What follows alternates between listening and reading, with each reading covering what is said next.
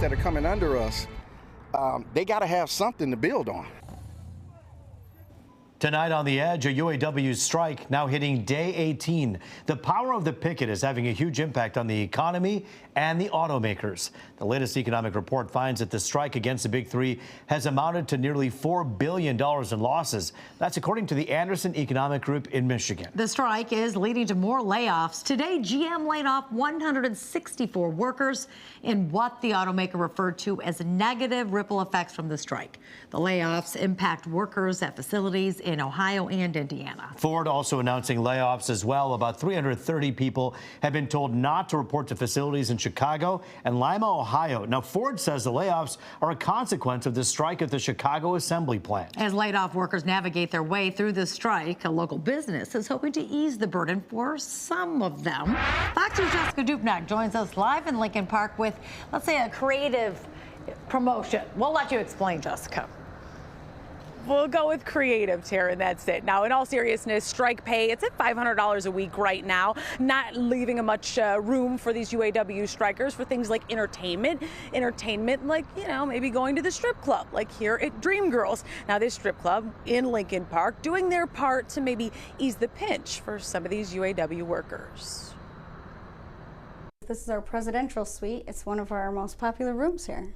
I think you guys need like a UAW suite after this. We do. Well, maybe they'll at least get a wall plaque from the UAW after what this local strip club is offering to its members. The effects of this will affect everybody nationwide. Just because they're in the business of this kind of entertainment doesn't mean they don't read the headlines like the rest of us.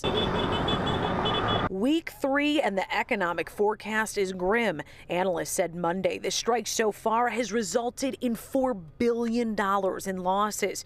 $325 million of that direct wages lost. Strike pay stands at $500 a week. We're built on the blue-collar working man. I mean, middle class is, you know, the bread and butter of the United States. Holly Johnson with Dreamgirls, a strip club in Lincoln Park, says they've already been passing out waters to strikers, but now they want to do more. As a local business owner, I'm happy to be one of the first to step up and say, we have to do something, we have to show a little bit of respect back. She says now, through the end of this strike, they're offering free entry to UAW members, which can be as much as $55, and VIP access to this lounge after a long day on the picket line. We have had people take advantage of it. A lot of people take advantage of it. We're not gonna say who. We're not gonna say when, how, or why. Nope, not gonna say anything like that. A show of support here, and according to a poll commissioned by the UAW on week 1, 78% of people asked sided with striking UAW members over the auto companies. And I'm hoping that it starts a trickle effect and that other businesses start to step up also. Okay, so you can't just roll up here with UAW written on a t-shirt or something like that. You do have to show proof of employment. Remember, it gets you free entry inside and access to the VIP lounge as long as this strike lasts. Reporting live in Lincoln Park, Jessica Dupnack on The Edge. I mean, it definitely is incentive, but the performers might feel a little differently once they're in the door, of course, because, you know, they depend a lot on those tips and everything else, I'm sure. But I guess everybody's got to do what they have to do to be able to survive this. I think the biggest part for Dreamgirls to speak out on this is they want to sort of set a trend. They want other businesses in the area to step up. Hey, if you make this, if you do this, throw some money and throw some of those products towards the UAW just to show some support. Yep, there it is. That's certainly support. Well, on that, you know, this story is certainly interesting to talk about this, but we've seen you on here the last few weeks on The Edge, and tonight we'd like to formally welcome you, Jessica Dupnack, as our official Edge reporter. Welcome. We're happy to have you. Yeah, what an entrance, right? It doesn't get much edgier than this story, so I guess I'm setting the precedence early. You got it. You're doing a great job. We love to have you here. Thanks. Yeah, certainly one of Detroit's best reporters, a part of our team every single night right here on The Edge at 11. In other news tonight, a house explosion rocks a West Side neighborhood in Detroit. The explosion, so great, it leveled the house and then caused major damage to homes nearby. As Fox News' Dave Spencer tells us, neighbors reported smelling gas before the explosion. At the corner of Sussex and Florence in Detroit, this happened. We just heard a loud boom. It sounded like it was downstairs. The sound she heard wasn't from downstairs, rather 6 blocks from her house. According to the deputy mayor of Detroit, they are working hard to determine exactly why a house would explode in the middle of the day. Preliminarily, we believe it was a gas explosion. That's what all indications are leading to. The fire department says no one was currently living at that home, but the owner was doing renovation. She was there, but she left, so she doesn't know what happened. In fact, while we were on scene, that same owner arrived back. The homeowner is here! She didn't want to be interviewed, but did say that earlier in the day, she did smell gas. Others in the area tell us they have smelled gas over the weekend and even reported it to DTE. He smelled it at the corner of Florence and Sussex. Okay. So we don't know. Where the explosion was. Yeah. Lisa Thornton had some damage at her house due to the explosion.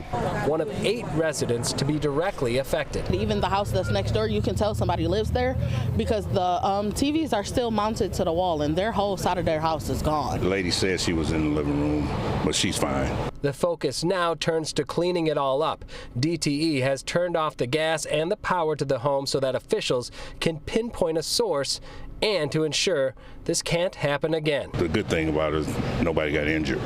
DTE released a statement just after 10 this evening. They found an open fuel line on resident-owned equipment, but also said that all DTE-owned equipment was operating properly prior to this explosion. In Detroit, Dave Spencer on The Edge. Also tonight, a devastating fire for the Lincoln Park Junior Rails. The organization has been around for 40 years and provides sports opportunities for area kids. Now, according to a GoFundMe page, today's fire at their storage building destroyed practice equipment and spare uniforms for the football and cheer teams. No one was in the building at the time. The cause of the fire now under investigation. A crash on the Lodge claiming the life of a 32-year-old man. And this after his car collides with a disabled U-Haul truck. The crash happened in the southbound lanes near Grand Boulevard during the evening commute. We're told the driver of the Chevy Cobalt moved from the center lane to the left lane where it crashed into that U-Haul. There were 3 children and 1 other adult in the vehicle. They all sustained minor injuries. He was down, but he's not out. Former Detroit Police Chief James Craig is giving politics another go. Just hours ago, he's told Fox 2 that he will be running for the U.S. Senate. James's official announcement is expected to come tomorrow, which he teased on the social media platform X, formerly known as Twitter. The Republican had an unsuccessful gubernatorial run, getting kicked off the ballot for fraudulent petitions. So far, his Republican challenger is former Congressman Mike Rogers. Another Republican kicked off the gubernatorial ballot last year for fraudulent petitions, continuing his political fight. There he is. Perry Johnson wants to be president, but so far he hasn't made it onto the debate stage. During a phone call with Fox 2 political correspondent Tim Skubic this weekend, Johnson said he's not ready to give up. Others in the party are encouraging him to quit the quest for president and run for the U.S. Senate instead. Johnson says he'll figure out his path forward in the next 2 weeks. Well, first couple of days of October, it felt more like summer than fall. Yes, we're soaking it all in as much as we can, and it's going to be like that for a little while longer, right, Stephanie? Yeah, I think so. I think our numbers over the next couple of days are going to remain relatively warm. We're in the mid-60s right now, so mild through the overnight. There are a few spots that have since slipped into the upper 50s, but overall still comfortable, very mild through the overnight hours. Howell 65, 62 in Pontiac, 65 also in the Detroit area for right now. I think lows tonight will bottom out in the low 60s. It should be another comfortable overnight hour, mostly clear skies, and I don't think we're going to be dealing with any fog to start off the morning hours. So out the door tomorrow, if you're getting ready for maybe work or getting ready for school, for right now, I think our numbers getting ready should be in the lower 60s, and we'll jump relatively quickly as we head through late morning, if not early afternoon, well into the 70s. Sky Tracker is mainly quiet. We really don't have a whole lot going on here across the upper Midwest, Ohio Valley, the Great Lakes. Very much quiet, all due to this area of high pressure, and you can clearly see it's keeping a lot of the rain and activity at bay off towards the west. So really nothing to worry about in terms of rain chances over the next, say, 48 to 72 hours here statewide. Hour-by-hour forecast tomorrow shows numbers mainly in the upper 60s to about 9 o'clock. By noon, we should be in the upper 70s, if not pretty close to the 80-degree mark. 3 o'clock, we should hit our daytime high of 84 degrees. More sunshine on tap for us, too. So if you happen to miss out today on some of that nicer, more comfortable weather, you get another shot at that tomorrow. Starting off early, temperatures should be in the low 70s. We'll see those numbers warm nicely through the afternoon into the low 80s. Much up the same during the day on Wednesday, and I think our numbers will be slightly warmer, not by a whole lot, but you'll still be feeling that heat on Wednesday, and then by Sunday, that's almost a 30-degree swing with temps in the middle 50s. Rain chances stick with us through Thursday. Now, that's with our next system here. That's going to pack a punch in terms of precip chances, but also in terms of our temperatures as well. And we're going to keep in those rain chances through this upcoming weekend. 74 caches numbers slowly cooling into the 70s by Thursday. By Saturday and Sunday, we should be in the mid-50s, and we're holding on in the mid-50s by this time next week with our next chance for some rain. Rup and Taryn.